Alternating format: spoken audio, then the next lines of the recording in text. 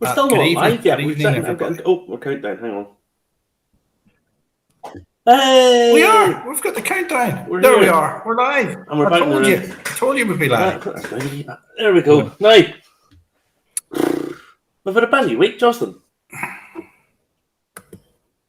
I've walked 50 miles. How many miles have you walked?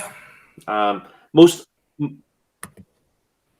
That's a lot of miles. There's a number of reasons we went across the water, and that was, well, we had a really good time for a start. That was good. That was good crack.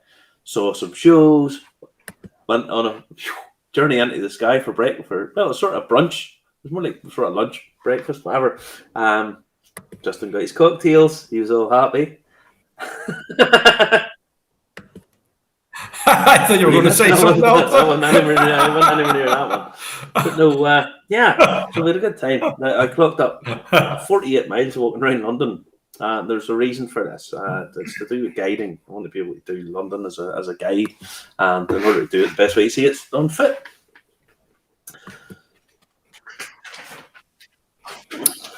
It is indeed. So remember to comment, like, and share if you're watching the show. Hit like on YouTube, Facebook, subscribe, LinkedIn, you name it, you hit it, and you can enjoy the show every Saturday night live at 10 p.m. We have to say we have a sponsor this week. Oh yeah, we have our sponsors this week. Yeah. Irish Whiskey Review this week is brought to you by the wonderful people at Dunville's, who have decided to sponsor us. So thank you very much. Much appreciated, guys. Thank you very, very much. And we're going to be trying something rather delicious later on tonight, aren't we? Yes. Look at that there. I had to post that to myself because you're not allowed, little bottles like that in the plane. You shouldn't be allowed them in the airport in case you destroy the airport with something. Because I'll just make this out to anybody who flies regularly. Don't fly into Belfast International Airport or out of it.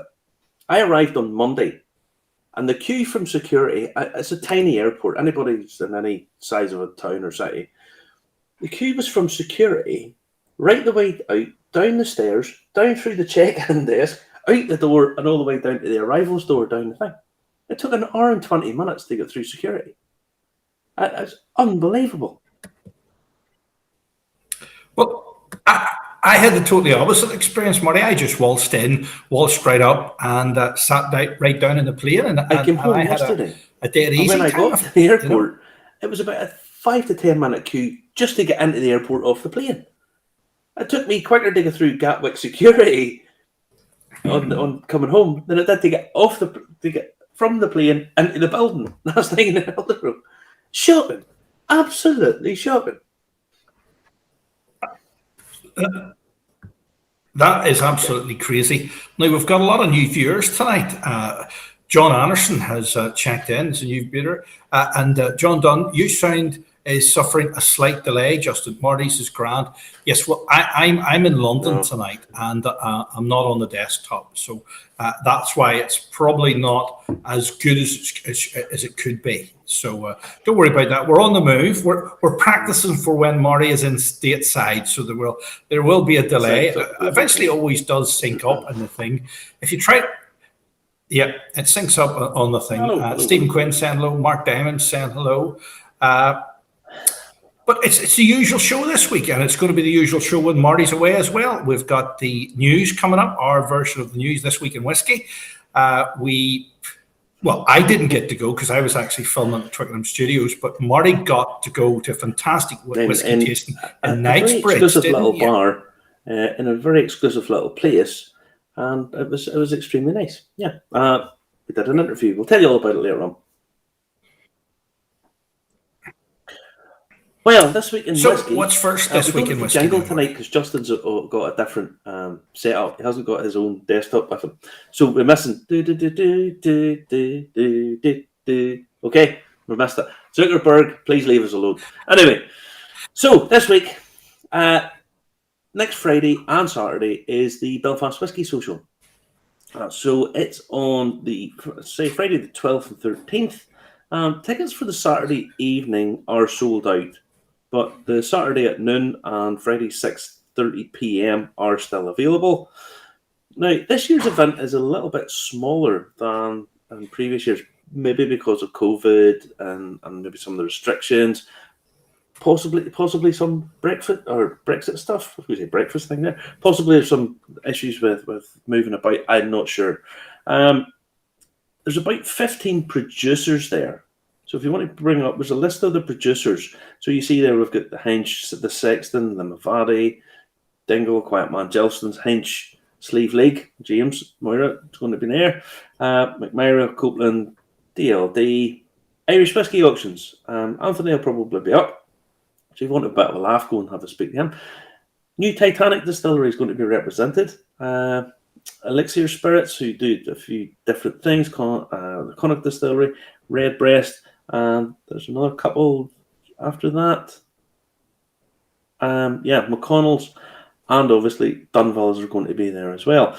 Now, if you've never been to the Whiskey Social, what happens is you buy your ticket, it's £35, yeah, and you basically go and you get to go around all the different stands, and they'll give you little tasters at each thing. And what normally happens is you end up pissed. Let's be honest.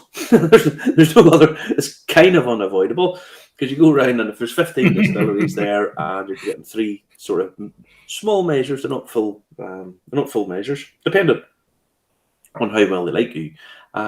It can be quite a lot of whiskey consumed. So do take that into mind. So £35 that gets you in for one of the sessions. I'll let you in a little secret. See the early morning session on the Saturday, the 12 noon one? Sometimes, if you arrive at it, they let you stay on. You can stay on for the afternoon as well. I shouldn't really be saying this, but they kind of do. Okay? So, just saying, guys. Just saying. But, yeah, it's well worth checking out. There's normally... They'll bring up some cask strength versions or experimental casks or new make stuff that that you won't really get a chance to taste anywhere else. So well worth going to if you are about. I won't be able to make it. I have a few things on this week and whatnot, so I can't go, unfortunately. But alas and that. And he's still in London. So we'll not unfortunately be able to. And I'm still in London. I'm still in London. Have a little run up to the Belfast Whiskey Social if you get a chance. Now, this has been on the story. People that have sent me this a few times this week, and it's quite funny in some regards. William Grant and Sons have been forced to pay out £11,000 to a former employee who was sacked for allegedly peeing beside a cask. Okay, a few people sent me this, and it was said, "Oh, did he pee in the cask?" He didn't pee in a cask. Nobody was saying he ever peed in a cask. What happened was, allegedly, I have to keep putting this in, what's his name? Kerry Wilson, who was a supply chain operator. That's what he's down as being a supply chain operator, but he was on $49,000 a year, which seems quite a lot for a supply chain operator, but maybe they pay well. I don't know.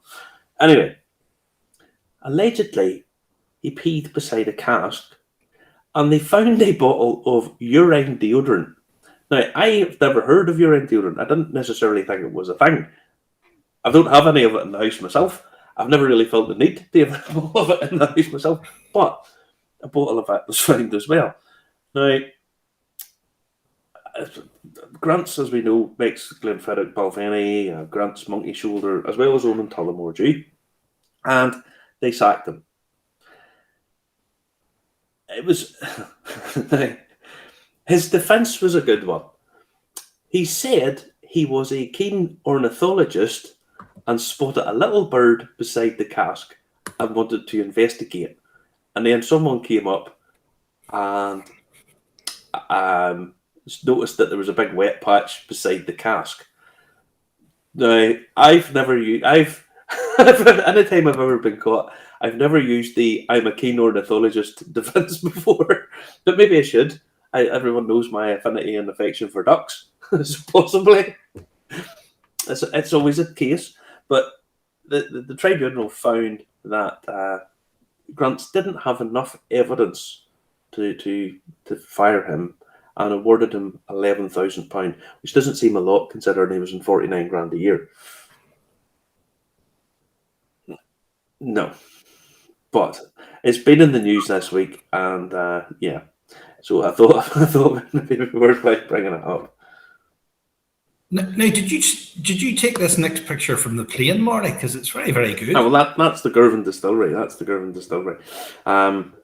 It's a huge complex. They make a whole host of things. I don't know what happened.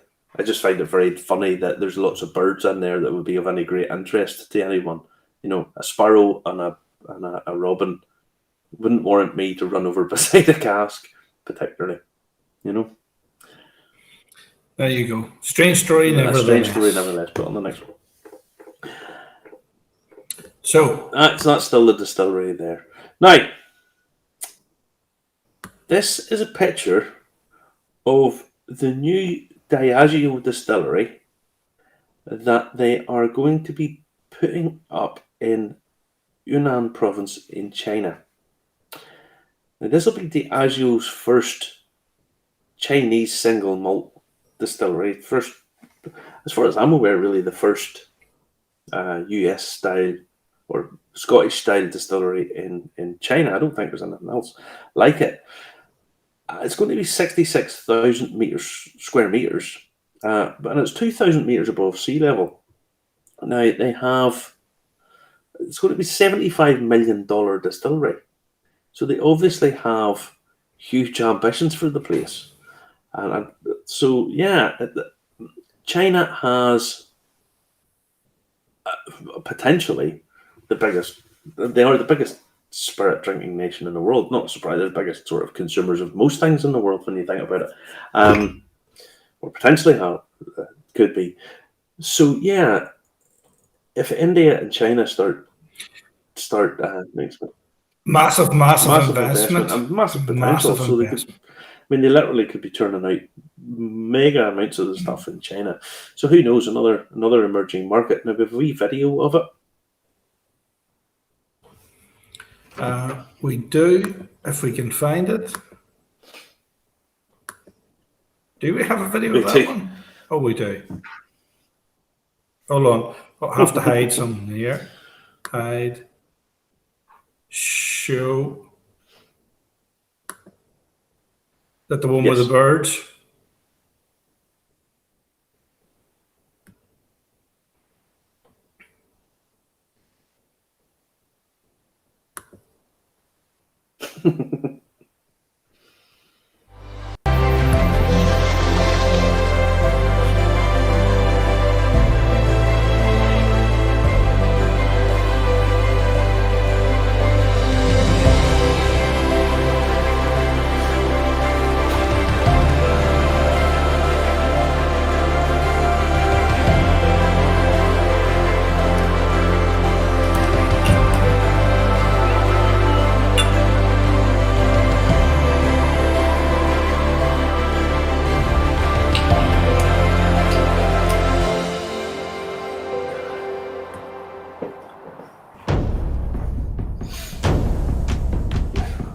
It's beach balling.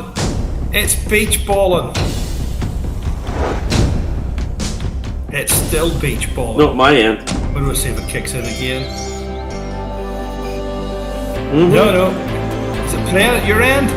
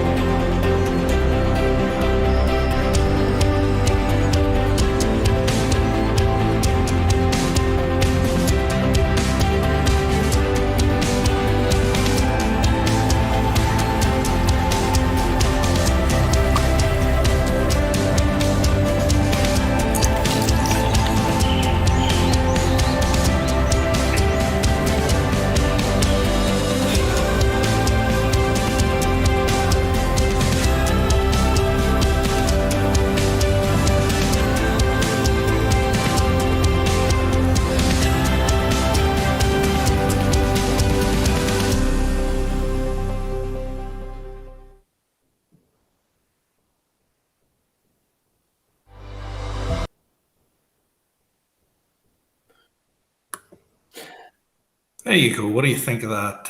Well, Aye. I won't tell you what some people think. What I would say is there's lots of birds around there, maybe of the exotic variety. So if you happen to be at the distillery and possibly a keen ornithologist with a possibly risky bladder content, there you go. You can get 11 grand at the expense of a £49,000 a year job. Just make sure you have a bottle of. Now we can't continue. There's Jonathan. We can't continue without saying hello to Jarlath. Jarlath from our sponsors is watching tonight. Thomas Jones is making a witty comment there.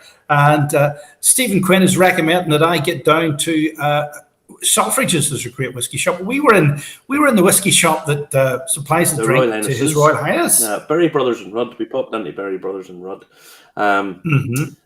for a quick nosy. In case you're wondering who they are, they 2 royal warrants. They supply the Queen and Prince Charles. So if Charlie, it's right across the road from St James's. So if Charlie's in need of a carry out, he just walks across the Berry Brothers and Rudd. They've been there since the late 17th century, and they have, I think it's 5 million bottles of wine in storage. So they supply lots of people. Yeah, it was a pretty impressive place. Needless to say, I have a partial wrap up for you. Now, speaking of people popping out for a drink, COP26, everybody's bound to be scunnered listening to it and really, really sick of seeing Greta's wee grumpy face. But the Zimbabwean delegation seem to have been thinking that they're going to have a good time at it because they have been stocking up. They went to Costco and got filmed leaving Costco with loads of bottles of whiskey. Now, in the news report, it says on it, if you can pull that up full screen, Justin. In the news report, it keeps banging on about they bought lots of scotch and stuff, and you can see the Glenfiddich. But what's that right at the very front? That's bottles of Jameson. So obviously they're stocking up for with Irish as well. So it's yeah. They did a video. They got videoed coming out of Costco. Welcoming our President Comrade Didier Mnangagwa in Scotland, UK. COP26, we're ready. Gala celebrations, we're ready. Murambi, we welcome you. We celebrate your arrival. Thank you. Viva ZANU-PF, viva. Their job is no way connected to it. So they sent over 100 delegates. They were then filmed having a party down at the beach, and they're sort of getting into the sort of Glaswegian Scottish spirit, if you like. But I don't think I never saw any Buckfast. Now you can get the video. It's on the guy's Twitter feed, Nick Mangawa.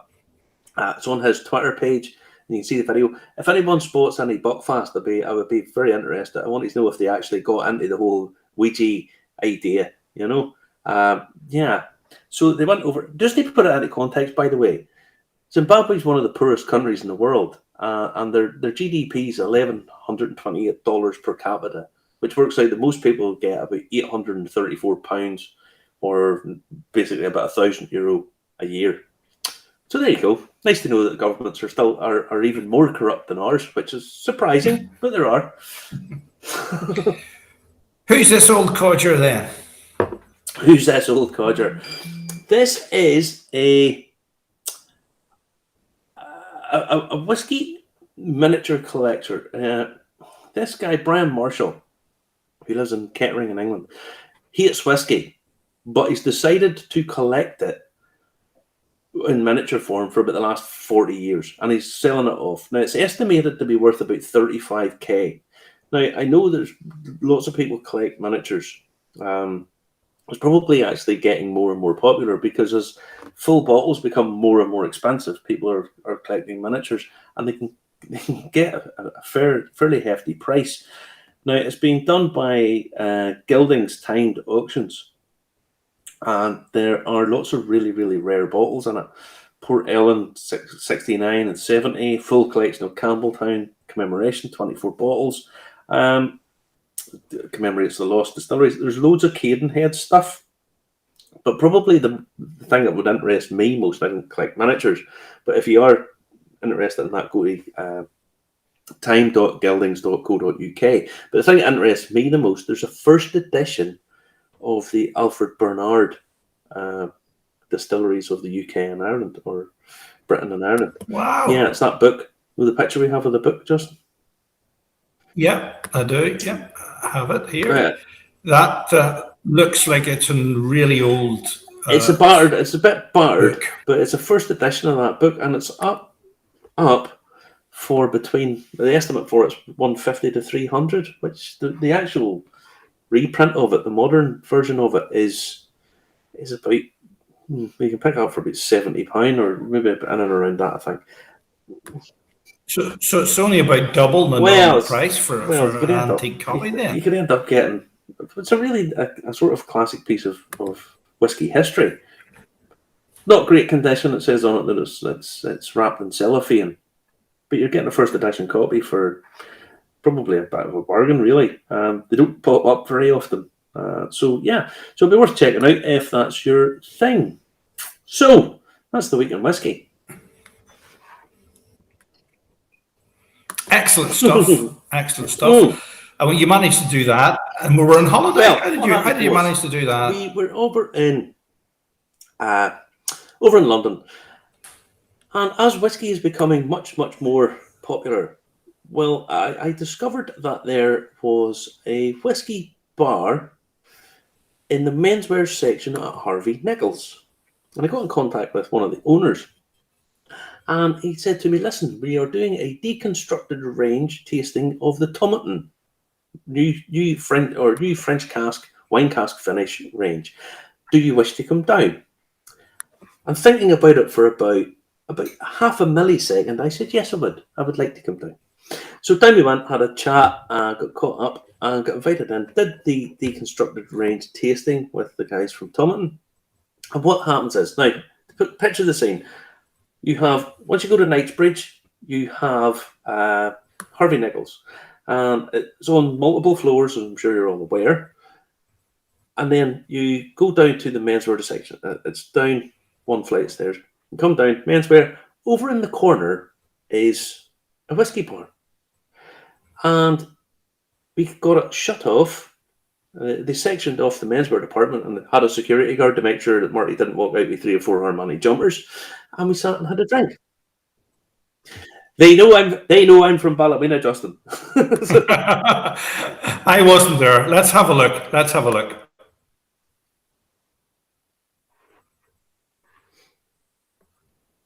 In Knightsbridge in London, and I'm in Benjamin's bar down in the menswear department.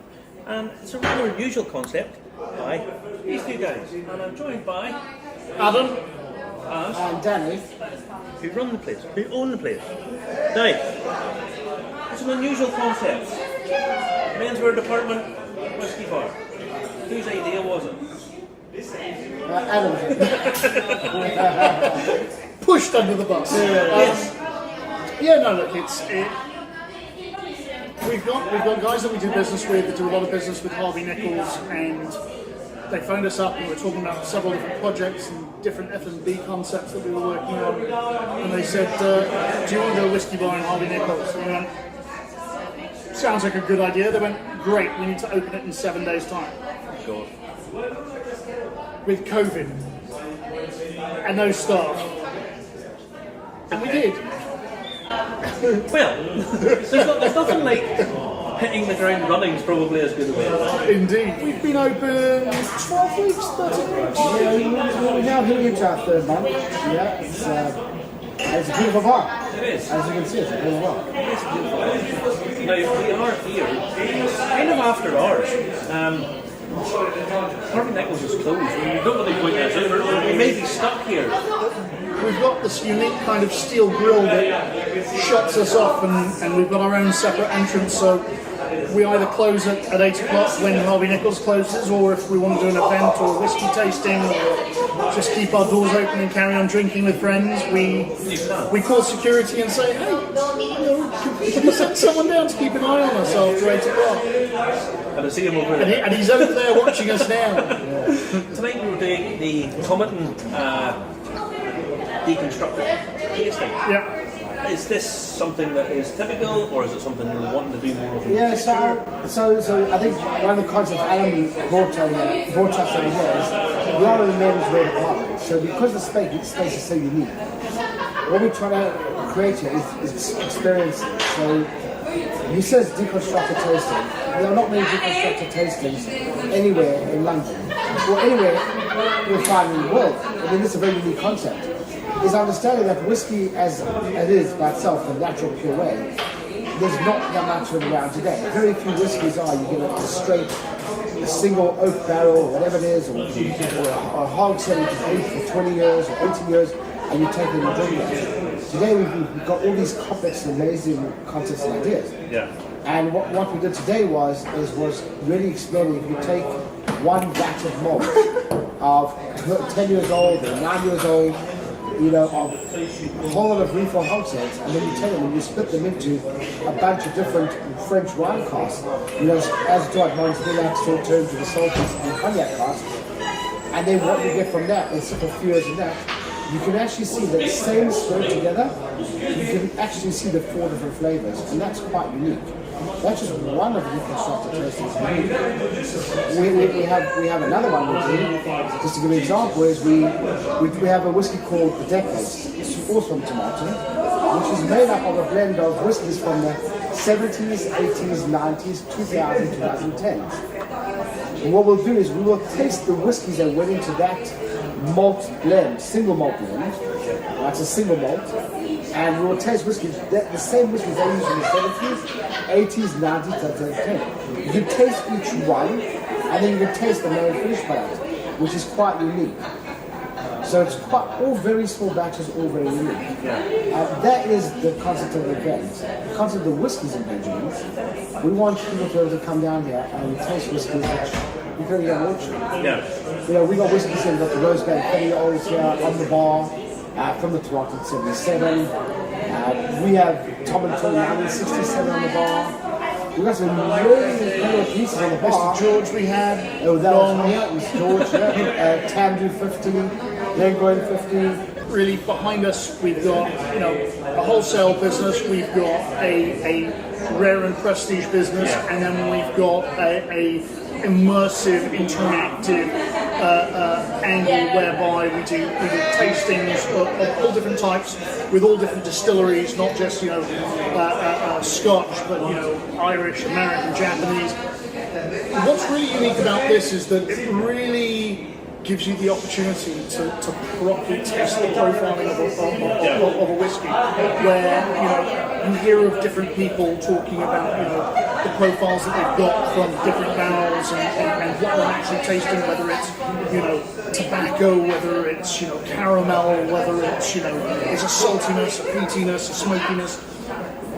With what we've done today is we've got 4 different whiskies which have been flavoured, which have benefited from the aging process in 4 different wine barrels, and ultimately by deconstructing it and having the wines themselves that would have originally been in those barrels paired with the whiskies, you really get that profile where you taste the whiskey and you're like, okay, yeah, I see that. You taste the wine and you're like, no, I don't see that match up at all. You taste the whiskey again and you're like, whoa, that's completely changed. There's a note, these notes, and it starts to just, and it comes together and you're like, we can call this kindergarten for whiskey.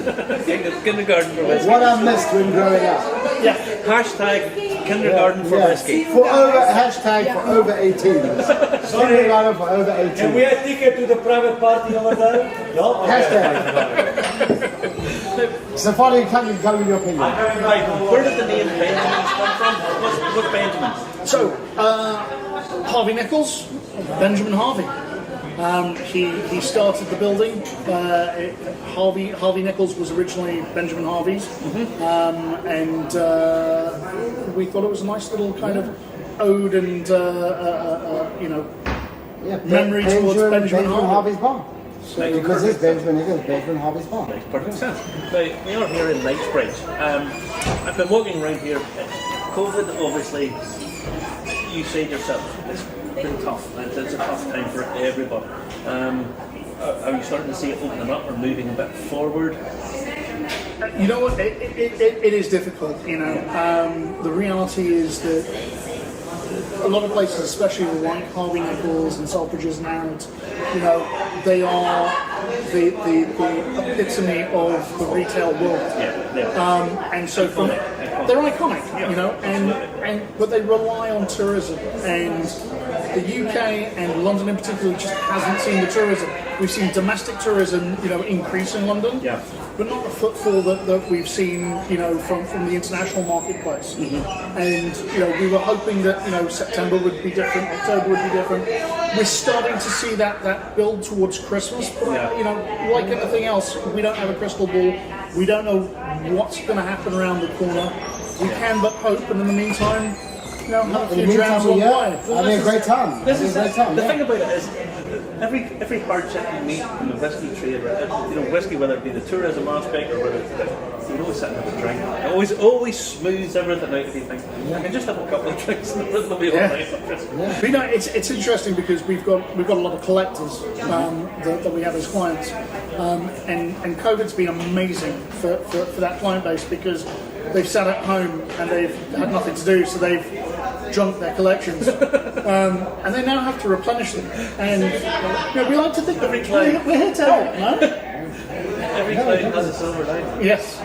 Now, in terms of the bar itself, the concept, people come down, guys are coming, you're in the menswear department, guys are coming down. Normally, I would associate women do the shopping and the men sit and go, oh God, I love a drink. But now you've got the menswear department. Are you trying to get maybe some of the women to go, I'll let them go and pick something? As someone who's been married for 15 years, I think I can safely say that if my wife drags me to somewhere like Harvey Nichols for 3 or 4 hours, So much. I'm a little easier to live with if I'm left at a bar whilst she's shopping, rather than being dragged from floor to floor. I'll try to say that. His wife's upstairs shopping, he goes, darling, I'm popping down to the menswear department. Yes. Come and just give me a text when you're ready and I'll come back up. And on the credit card receipt, it still says Harvey Nichols. So it doesn't matter how the money's been spent. By the way, could you drive home for me? Here's the keys, you can drive home. Lots of scotch. What Irish did we have here? Because we are in Ireland, we're in Ireland. Well, I'll let Danny answer that one. So we're waiting for that. We're waiting for that. Mm-hmm. We're waiting for some good Irish cities to come around and say, take our whiskies and showcase them. We are ready. Send them, Ireland. Send us to whiskies. We are ready. Irish distilleries. You're hearing this. Here's Send an us to opportunity. whiskies. We're happy to do tasting events, push them forward. Very happy. We've had other cities around the world. Japan, America, That's New correct. Zealand. Yeah, we've had a lot of other, but I guess Scottish is a bit iconic when it comes to whiskey for us a little bit, and it's a little bit of passion of ours where, you know, Irish whiskey is a market we haven't yet developed properly. We are looking to explore. We are going to get there. Come to me. Okay, I'll put you in touch. That's it. And we're looking forward to that. We are looking forward to that. And definitely when we dress the place up in green, we'll be ready. For some St. Patrick's Day, there you go. There we go. There we go. There you go.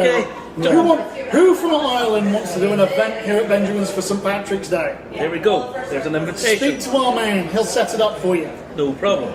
Now, just as a little technical thing, Justin's not here, so if the camera work and all that is a bit wonky, it's my fault. Okay, Justin's not here. He's abandoned me to go and do some other that's of no importance to anybody. As the people start to come back, are you aiming for cocktail nights? Because that'll be Justin's department. Well, I have to say, we do actually do a lot of cocktails. No revealing any secret events coming up. No. This morning we've been drinking quite a lot. This is what we're down to tonight, you know. If you want to spill an exclusive to us, don't be afraid. We don't mind exclusives. Yeah. No. So you know, when we opened, you know, we had you know, Rick Patel, arguably one of Britain's, you know, most renowned cocktail specialists, you know, create several cocktails for us. So yeah, we're a whiskey bar, we're a cocktail bar, we're a place that you can walk into Harvey Nicks at 10 o'clock in the morning and just lunch on a sofa and grab a coffee. You know, we're not one thing. It just happens that, you know, the two of us are particularly passionate about whiskey. You know, and you know, we've got other businesses around whiskey, so it kind of made sense for our focus to be on whiskey. But that doesn't mean we're just a whiskey bar. You know, you can get wine, beer, cocktails, you name it. It's like any other bar. But you know, glass of champagne when you're doing the shopping. Exactly. A lot of people do stop by, the bar will suit, you know, they want a bit of a break, they've been here for a few hours. The pub will a glass of champagne. We are doing a lot of cocktail evenings. We have got a lot of cocktail parties booked in. It definitely is not just a whiskey space. It's definitely largely a cocktail space. We've been lucky enough to develop the Balvenie Rose cocktail. Balvenie 21 Rose, we developed a cocktail for them. Balvenie Rose cocktail. Now explain. It's just the Balvenie Rose cocktail. What is this? So Balvenie 21 is the red rose, very limited edition, and we've developed a cocktail with them, which we can just review of it and the recipe of it. It's just a very sweet. It is a very it's more passion fruit style cocktail. We can call it your breakfast style cocktail, or the red rose petals call it your Valentine's Day cocktail, whatever you want to call it. But the Balvenie Red Rose is a beautiful bottle. It's got very unique flavors, very limited edition. Not much fit around, also very pricey bottle. Yeah. So to be able to have a cocktail, which thanks to Balvenie, who's really supported us, having an affordable cocktail that is been absolutely brilliant. Yeah. And also fun to create. And we are working with a lot of other distilleries and hopefully some Irish distilleries coming up, where we can develop some cocktails for that as well. Yeah. And bourbons. And bourbons, yeah, that's correct. Yeah, the whole lot. So you don't do online, you don't do sales online? So Benjamin's doesn't, but you know we've got, as I said, we've got a wholesale business that we have, which is the whiskey palette, and we're developing another business, as I said, which is Rare and Prestige. We work with a lot of private members clubs and casino groups and private jet and super yacht companies. And yeah, so you can actually buy online. You know, at the moment with Benjamin's, there's no online activity, but with the whiskey palette there is. And you know, as I said, we're developing some other brands at the moment. So yeah, we have some other venues we're working with. We have a lot of very experiential, unique retail, and also not just retail, but also just really experiential evenings out and tastings experiences, really immersive experiences. That's our focus. Yeah. I guess our focus is bringing really good whiskies and getting people to be able to drink them. We've been here 3 hours after closing in Harvey Nichols and Knightsbridge. Yeah. I do appreciate that. Listen, guys, thank you very much. No, thank you very much. Yeah, cheers. And next time over in your neck of the woods, I hope. Anytime you want a drink in the north with me, feel free and come. Sounds like a plan. Sounds like a plan. Thank you so much. Thank you very much. Cheers. Take care.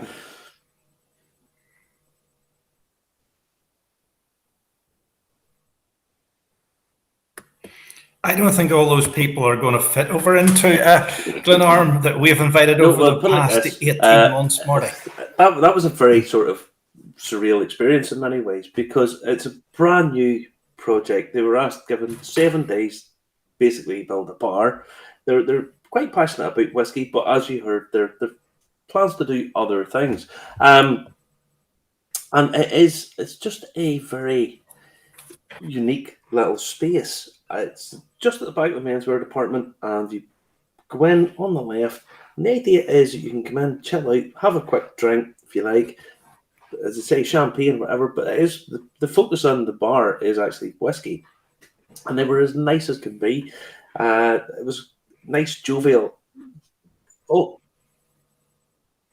well, the thing was, and very generous as well. And they were like, "Listen, thanks for coming," blah blah blah, and they're giving you a couple of beers, and then they're talking about how the concept came about, and guys out want to spend a bit of money, tourists coming in. You know, it's a commercial venture. They want people to spend money. The whiskies, they have a very nice eclectic selection. And it's not a huge space, but they've plenty of room in and little bits and pieces out the back.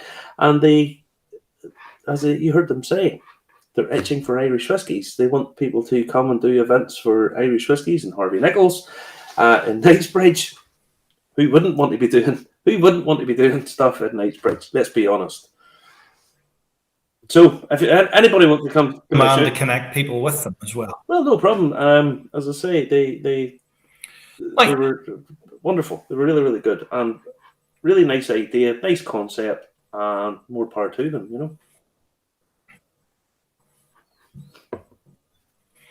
we better give this a mention because it's literally only 2 weeks away. In 2 weeks' time, we're heading over to Donegal, aren't we? On the bus, yeah. So anybody who's wanting to come with us, now spaces are limited, but there are some left. If you want to come, we are going to be leaving Belfast. Now I've left this in Justin's capable-ish hands. Yeah. Central Belfast about 9 a.m. We'll be in Donegal for about 3. We'll have a few hours there. We'll pop in somewhere for lunch, and then we'll come back, leave about 3 and be back about 6. Because remember, we have to do this live that night as well. We'll be leaving Belfast at 9. We should be in Donegal for 12. You said 3. We'll be leaving Belfast. Yes. It'll take about 3 hours. 12, that's right. Yeah, from Belfast to Donegal. 12. We'll be there. We'll go and we'll say hello to James Doherty, the new distillery, have a look at it and hear a wee bit about it, and then we'll be leaving and come back again. So yeah, so get in touch. We're not taking huge numbers, but there are a couple of. Well, and if you want to go, the easiest way to get involved is go to buymeacoffee.com/Irish Whiskey, click membership and become a full member, and that's you on the trip. It's quite it's heading towards double digits going already. We're not taking a very big group down, probably sitting around the dozen mark. So there are 1 or 2 spaces left. A couple of people sign up during the week, but there's not many. So if you want to go on that, buymeacoffee.com/Irish Whiskey and sign up, basically. That's it. There's Mark Kerr saying, excellent. Count me in.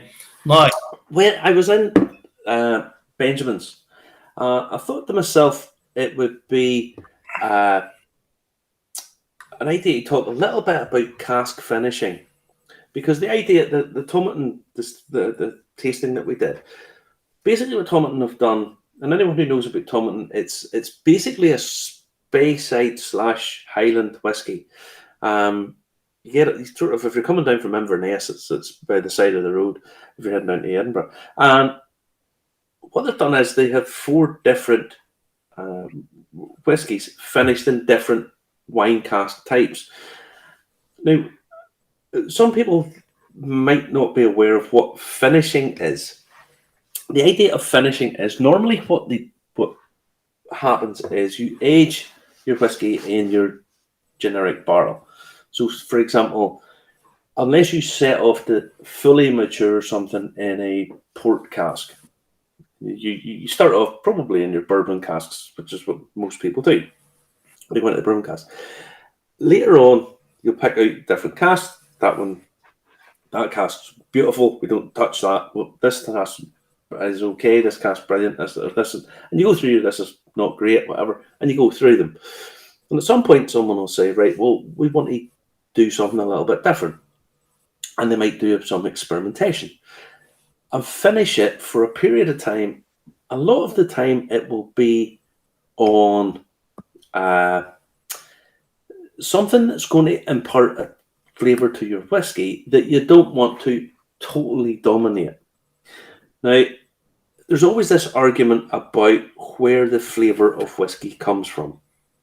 And I mean, Waterford it has to come from the barley, it has to come from this, it has to come from, they say this, and other people say, yeah, it's the shape of the stills that give the character and the flavour and that and part. So, in essence, to be fair, the last thing the whiskey touches, it is probably the last thing that imparts the flavour. All the rest of it add elements to it, but you finish it in a specific cask to probably have maximum impact on it. Now, Justin's going quiet on me here. Yeah, well, your lips were moving and there's no sound. But I hadn't. Now, so that's the idea of finishing. And what you'll find a lot of the time, casks are finished in sherry casks, you don't want it to overly par with that huge amount of sweetness. You don't want your whiskey to just taste of sherry, because otherwise you just drink sherry. Rum casks, you finish them in rum casks. You may mature them totally in rum casks, and you get a very sweet product. A lot of the time, virgin oak, it's never had anything else, you'll only finish in virgin oak, because to do it full maturity, if your spirit takes it too much, it becomes very tannic, very green, and pretty much undrinkable. So, what the Tomlinson tasting the other night did was the various different wine casks. Now, I thought to ourselves, well, what we can do is Dunville's, and we'll talk about what they do in their finishing. I brought these 3 bottles up out of the collection. Now, this is the old bottle of the Dunville's 10. Okay, and hopefully you can see that. This is the Dunville's 10 PX, and this is one of the ones that made me sort of great branding, Marty. Great branding on those bottles. The labels are just fantastic. The embossed labels, they raised up, just a total homage to the brand. As they say, they are caretakers of the brand. Okay, but this was really their first shot into the whiskey world as such. They had a couple other bits and pieces that they brought out, but this was the 10 PX was their statement piece. And PX, certainly for Irish whiskey, was the first people to do it. And well, this bottle's almost killed. I really should kill this off, but it breaks my heart. It breaks my heart to do it, to be honest. But I will kill that off in the very near future. You then have this 18, which what they did was they finished it in Palo Cortado sherry, which is a different style of sherry, and it's going to be a different character to it. It's got more of a musty taste to Palo Cortado than you would have with PX. PX is very sweet, so as you move on, there's more complexity of flavors. Okay, but then we'll talk about this one, and this is the James J. Fox 20-year-old. So this is 18 years old, and this is 20. Now this is finished for 3 years and 9 months in that Palo Cortado casks. I was speaking to Jarlath a couple of weeks ago, and he reckons that these casks, they know that they can take this. And what he means by that is that the finishing isn't going to overpower everything else. There's no point in you finishing something in a cask where it totally eliminates everything else. Otherwise, what you do is you just age it sooner in that cask and do it. You don't need to have a 20-year-old whiskey that's finished for 3 years and something that totally wipes out the last 10 years worth of aging in a bourbon cask or whatever it happens to be. So what you're doing is you're complementing, you're taking those flavors and adding to them until you get that complexity that you want in it. And that's happened with this bottle. Know exactly whether you don't something will or won't overpower. But that's why it's 3 years and 9 months in that cask. It's not 3 years. It's not 4 years, and it's not 4 years. It's not 5 years. It's 3 years and 9 months, because what you'll do is you'll basically take it until you think it's at the peak, and it's possibly just moving a little bit too far, and say, right, that's enough. Because there's no point in you finishing and wiping out the sherry cask influence or the bourbon cask influence or whatever it is that's happened to me on before. So this has been finished for 3 years and 9 months in Palo Cortado. Now, you've got a sample there. Whip it out. Now look at that for colour. I do. Look at that for colour. All natural colour. Unreal. Now this is for James Fox down in Dublin. If you're not sure where that is, it's opposite Trinity College, the entrance to Trinity College, right beside the Irish Whiskey Museum. Now, if you go to Dublin to go to the Irish Whiskey Museum, Don't, because it's absolute rubbish. Go in to James Fox and have a conversation with the guys behind the counter, and they'll tell you much more than the nonsense that they talk in the Irish Whiskey Museum. They may change the Irish Whiskey Museum. I hope they do, because I think it would be fantastic if it wasn't talking about, if you hadn't been taught that at wakes people used to die drinking the first glass of whiskey and so on and so forth. It was just a little nonsense. So go to James J. Fox. There is indeed. Now it is, just let me check, 54.1. So you probably need a little bit of water in that. But let it sit for a second or two. I've got a plastic cigar for James J. Fox. I got this at the Churchill Museum the other day. See? What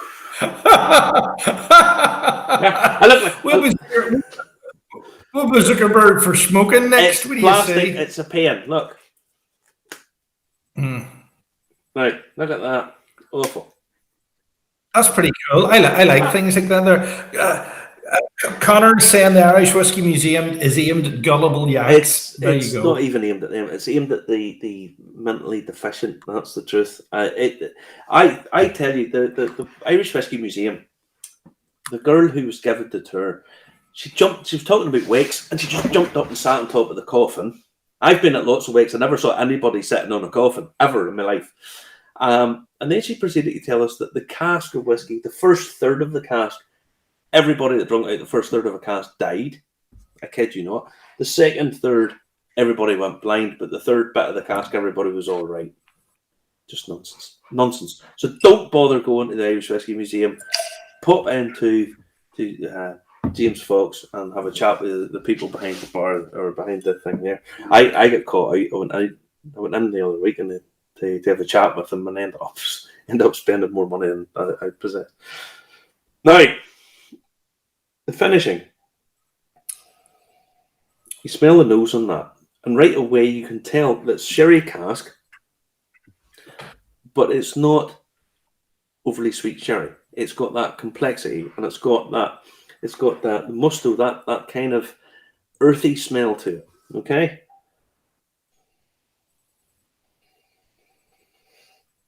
Now you smell that. It's that sort of almost like a dunnage warehouse, and then at the very end it starts to lift, and it's that complexity of flavours that you're trying to get with cask finishing. Now I've said this a dozen times before. Dunvilles spend huge amounts of money on their casks, and people sometimes ask me, what do you mean by that? And what I mean by it is, you can buy generic casks from a cooperage, or you can start spending more money and buying casks that are possibly directly from the bodegas or from the producers. And Dunvilles spend huge money on their casks because they are the best. I genuinely, I've said that. Anyone who watched the show knows that I've said this umpteen times before. The amount of money they spend on these casks reflect it in the spirit. And the fact that this is finished in Palo Cortado. To give you an idea, Palo Cortado is about the least selling sherry you can get. It's reckoned that they sell about less than about 150,000 bottles of it a year. Out of the 10 million or 8 million bottles of sherry, that's how much Palo Cortado is. So you can imagine how rare the casks are. Now, to buy those and then take a chance, because there's not too many other people have ever done this, to age your spirit in them is a bit of a gamble. You've spent a huge amount on the casks, you've brought them over, you're finishing them in these, and you end up with this. And on the nose, starts off very sharp, citrusy note, and then starts to dumping away down very quick.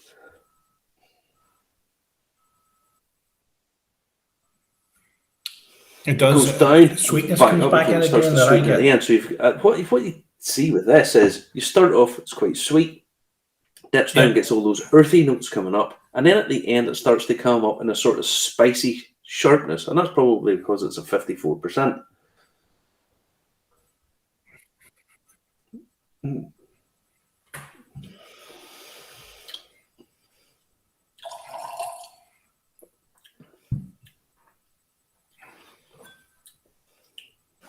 And what you get with that because it's finished and not overly dominated, you start off with, again, with those sharp, sweet, almost stewed fruit notes, and then it starts to go down. It's almost got leathery. You taste that leathery note of it.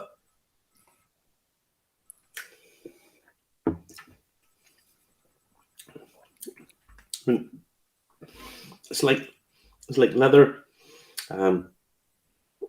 earthiness that's coming through. Once it goes down into the finish, goes back up, it becomes brown sugar, Muscovado sugar.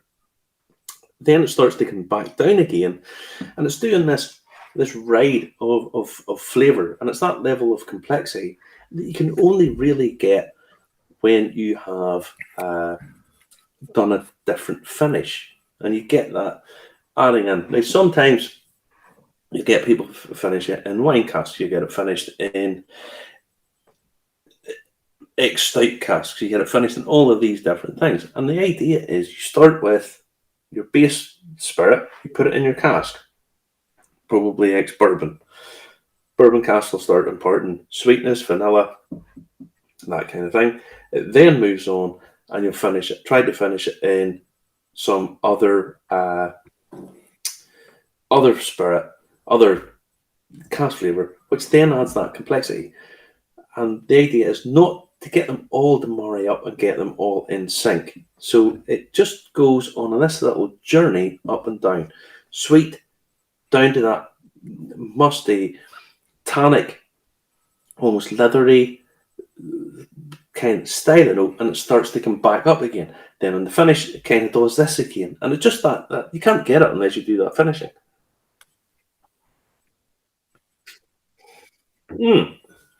We have a lovely little video of Dunville's 20-year-old James Fox. Let's have a look at it.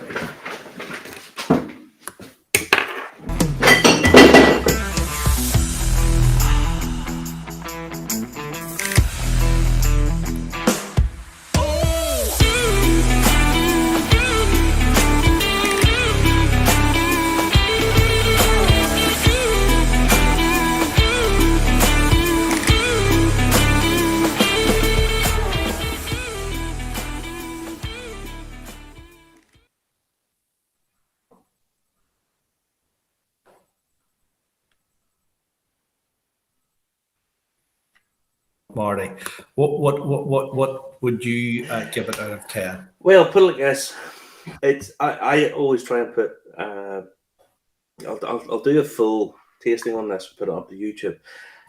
I'll not give it a mark out of 10 at the minute because I need to deliberate maybe a bit more about it. But it's right up there in terms of cost, and I like to put my tastings in terms of cost, because I think it's important. There's no point in trying to compare a £30 whiskey with a £500 whiskey, because they're not really the same animal. But this, in terms of 20-year-old, certainly Irish whiskies, it comes up right at the very top. If I look for points that I would turn around and say that it's not that to take away points, because I always like to be positive in my reviews. It's certainly a 9. It's right up there. It really is. There's not much wrong with it in any way, shape, or form. Especially because it's a 54%, and you can put a little bit of water in it. And look at the oils in that. It just opens it up so much.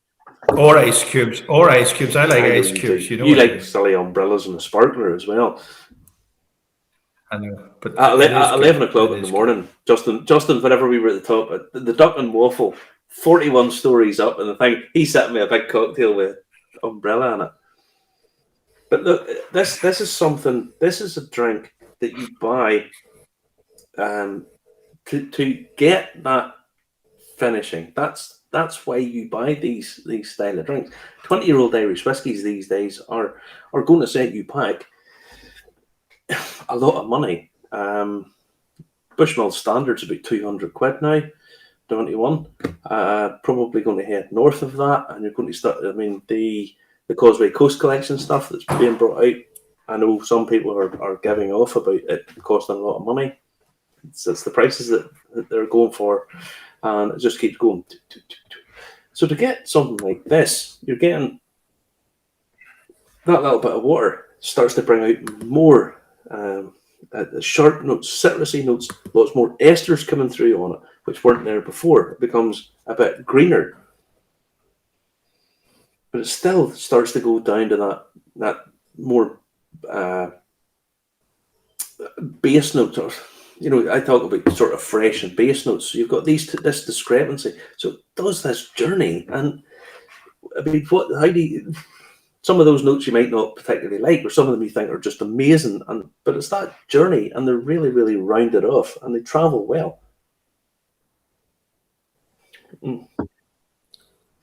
John Dunn was saying top great taste notes, and Frank Hearn is saying, sorry guys, birthday party night, we'll watch the show tomorrow, looking forward to our trip to Ardara. Yeah, it's a packed show tonight as well. Right. In terms of finish, aging whiskey, it was really what you want to do. I have a review coming out in the Sunday Life tomorrow and about the Waterford, the biodynamic.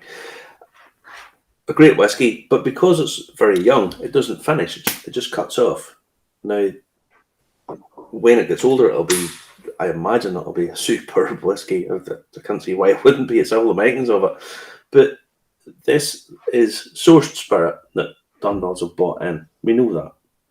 And they come in, it's then played about with the guys in Dunvilles. They buy these really, really expensive casks and then are finishing it in really, really top-notch stuff and experimenting too. As I say, when you put something in for a finish, you've no idea what it's going to come out in the end.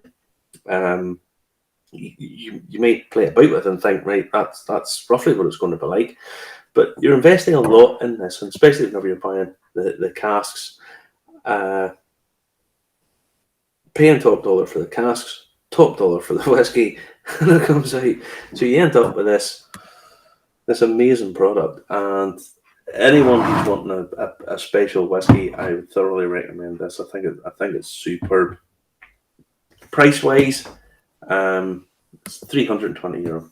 No, it's yeah, I thought it was actually a little bit more than that. I thought it was €350, but yeah, it's just over €300, and I think there's some of it left.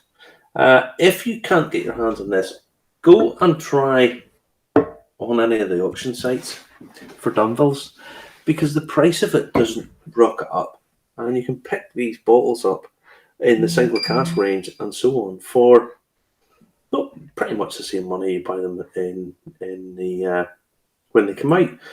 They're fabulous stuff. There's no one will tell me this isn't top drawer Irish whiskey. It just is. It certainly is. What a great show this week. We've filmed extensively in London as well. And a week or so's time we'll have one about Bimber coming. We did a lot in London. Scooted about round. Went and saw the Mousetrap. Yay! I know who done it. And it wasn't Justin, by the way. Justin didn't do it. One thing I will say, I have to say this before we go. Hang on, bear with me, guys. Bear with me. It's coming up at Christmas. And I have a range of Christmas cards. You can buy them on eBay. I know it's a bit early, but I have to get these in. Now, this is Sláinte Claus. Okay? So we have baubles. We have Turkey Dew with a wee drunk turkey.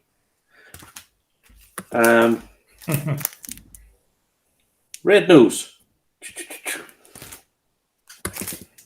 We'll leave that one in the end. We have Jingle Bells.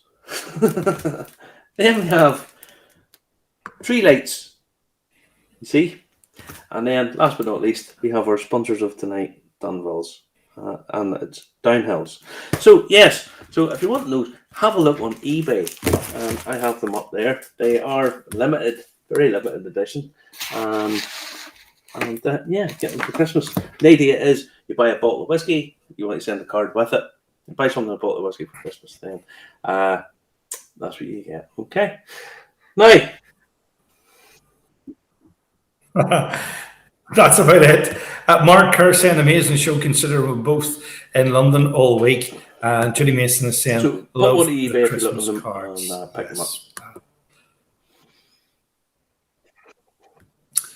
Thanks very much to this week's All the best. sponsors.